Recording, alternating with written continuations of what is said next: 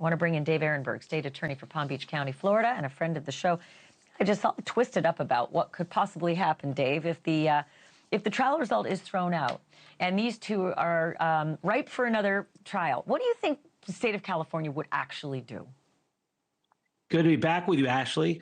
Now, I find it hard to believe that the state would just walk away because, as you correctly said, if these brothers were indeed victims of sexual abuse, does that give you a right to murder your parents while their backs are turned to you, sitting on the couch, watching TV and eating ice cream, and shooting your mother, who apparently there really isn't a credible allegation of sexual abuse from her against her?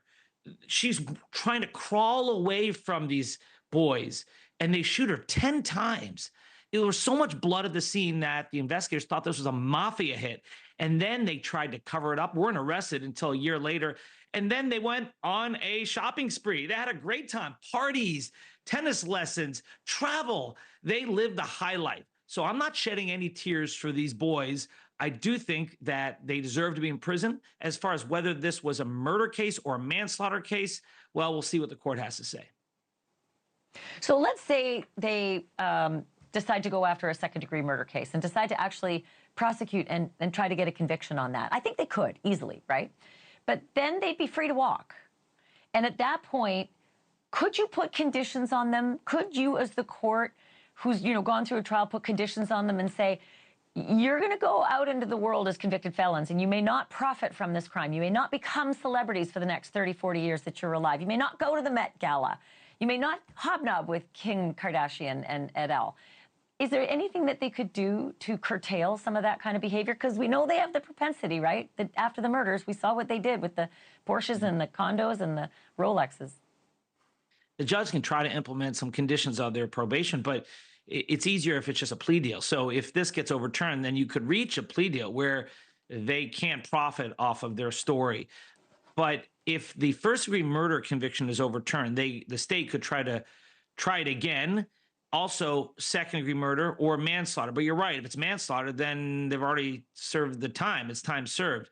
Now, I'm not so sure about the second-degree murder, Ashleigh, because I am not sure about the sentencing guidelines in California, whether that would allow them to continue to serve time in prison.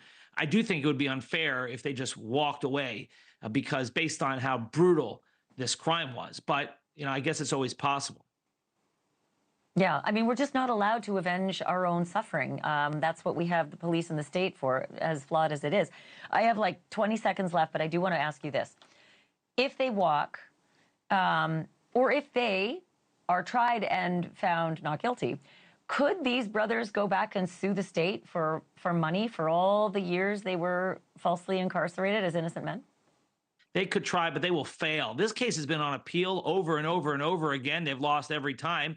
And at best, they're guilty of manslaughter. You don't get to take the law in your own hands. This is not pure innocence. This is not they got the wrong people, someone else did it. This is perhaps there was a mitigating circumstance here that would take it down from first-degree murder to a lesser crime. Yeah, unless you get that jury nullification stuff, which you never know. After this documentary, who knows?